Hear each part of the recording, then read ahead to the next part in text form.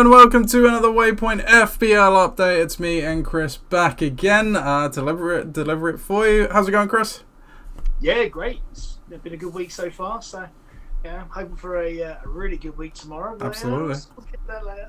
Yes, sure will. Hope you've had a nice restful week. Yeah, I suppose before the big game, quite helpful not having training last night, obviously, so we can rest up any ailments and stuff, ready for it, as you say. But I'll leave all of that to you in a bit. I will focus on the fantasy in the meantime. It was a very, very low-scoring week in fantasy last week in FPL, as you can probably see scanning your eye down there, Chris. Alex does remain in the top spot after 27 points, which actually wasn't too bad, across the rest of the league, and does remain 28 points in the lead at the moment. We'll take a look at his team. Here it is, Chris. Quite top heavy. Anderson, Matoma and Salah doing much of the heavy lifting. Salah was the captain, which is why he got 4 instead of the 2.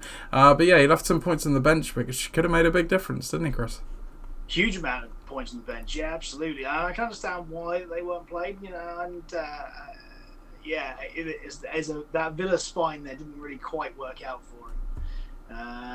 But 27 points over the course of the entirety of the league ain't quite so bad. Ain't quite so bad as you said. It's not going to pull away from the pack, but it's also not going to get you to be reeled in either. No, indeed, yeah. And speaking about the pack, I move up to second spot with a 28-point week. As I say, 28 points adrift of Alex, but there's only 6 points between second and sixth at the moment. So yeah, it is really the peloton, if you will, is pretty close. And looking at my team, again, it was a fairly top-heavy performance. Gay, Salah, Rodrigo, and I suppose Leno as well, chipping in there as well. But nothing really of too interest on my team. We'll go back to the leaderboard.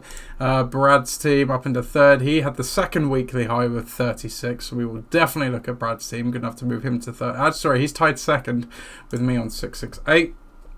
This is Brad's team, Chris. So Bruno Fernandes, of course, leading the way. A big reason for the biggest score. And again, you can see Salah captained. Trippier, he played as well, obviously, with the nice 9 points. It could have been so much better, though, Chris. Look at the bench here. Yeah, some bench there. I mean, that would be a bold play to play Kamara and Archer there. But, yeah, maybe Gordon might have found his way into the team somewhere. I know that not everyone was very hot on Newcastle last week, but they did play very, very well. Again, the 2 Spurs players there, Paro and Vicario, can't really help what happened to them. It's in that crazy game on Monday night, 1 point between the 2 of them. But yeah, to come out of a bit of a bloodbath of a week with a relatively high scoring total was decent. I never like to see United fan captaining Liverpool player. Yeah, Brad must have needed to take a few showers after doing that. Yeah. Looking elsewhere, so Mike had a pretty lowly week, 20 points last week, but does remain in the top 5. Ollie moves into the top 5 though, and he had the week's high of 37. I think this is Ollie's team. Yeah, this is. So if we take a look down again, a few of the similar names: Bowen, Watkins, Trippier, Anderson, and Mbeumo as well. So he did a solid job, and he even actually had negative bench points. So really good job to get the highest scoring team of the week here, Chris. Did well to avoid Romero this week, I have to say. Congratulations on that. I'd rather play Matty Cash scoring 0 than having a big -4 in there. But fair play, another one on the Joachim Anderson train. Like it. People are listening to you, Chris. Hey, look, more Palace players in the team, the better. Well, defensively, maybe. And you're going to love what's up next. So Flipper's fallen out of the top 5. That's not what I'm speaking about. But he had a 33-point week, so a little bit hard done by there. But we'll go to the bottom of the table. So Aiden, he still remains in last place. He had the second lowest score on the week with 15 at 542. And you can see there is a bit of a gap. 29 points there between him and the next closest team. But the team does make for some quite hilarious viewing, Chris. Oh, look at that. That's Romero and the doggy in the same team. Wow. -8 they contributed, or detracted, I suppose is the better word, from Aiden's team. Injured Madison, I said it's a suspended Bruno Guimaraes, isn't it now? And yeah, nothing really going on up top. That, I mean, defensively, that's almost as much of a stinker as it gets. -8 and a dud. not great. It's bailed out by the keeper though, so much like Spurs. Yeah, indeed.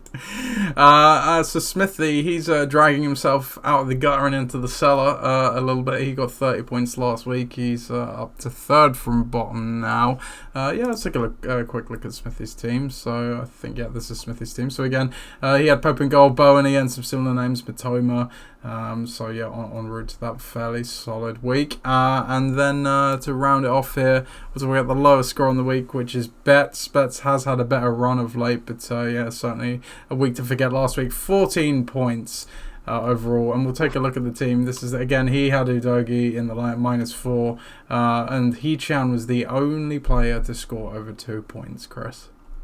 Ouch. That's it, yeah. In a week where defences kind of helped you out, scoring big points. The team of flair players, they've fallen by the wayside a bit there, but not helped by the -4, of course. But yes, it didn't really happen there at all. So even if you'd have captained somebody else, wouldn't really help too much. So and a bit of soul searching to do there as well, because the doggy out for a game, Burns injured, Madison's injured, so that bench there, there's not a lot on it. So I suppose you could bring Colwell in if you really wanted to. But yes, not a lot there. So there's a few transfers to be made there this week. Yeah, I think so. He may be using the free hit this week, as I know he's already used his wild card. So that brings us to the end of the recap. So we'll hope for a better scoring week and a more entertaining week in FPL this week. I'll throw the final word over to you, Chris. Absolutely. So we have fun this little bit before the game, but this is the serious bit. It'd be great to win tomorrow. So we've got a real opportunity in the cup this year. And tomorrow, it's our biggest game of the season. Brett was absolutely spot on earlier on with the message that he sent, in the sense that this game shows how far we've come in a 12-month period. This time last year, we were absolutely dead and gone. Morale was shot. We had barely a squad that turned up. We even had to play against the same opposition about the same time last year, with 9 men starting the game, and 62-year-old Mike Liddell up front. Not great. But you look at that now this year and how things have changed. It's massive. So that being said, we'll see you at 9:20 tomorrow morning. Have a think about how we're going to win the game today. You can have a look and see how they play. They have a YouTube channel. They put all of their games on there. But the best game of the lot from 2 years ago, or maybe 18 months ago, I don't know. Anyway, it's in the past. Have a look. Riverside versus Waypoint. Last game of the 2021-22 season. We win. And we don't just win, we win the league. And look how we did it. Then you might get some inspiration as to how to go tomorrow. We'll see you. Yeah, thank you, Chris. Good luck, everybody.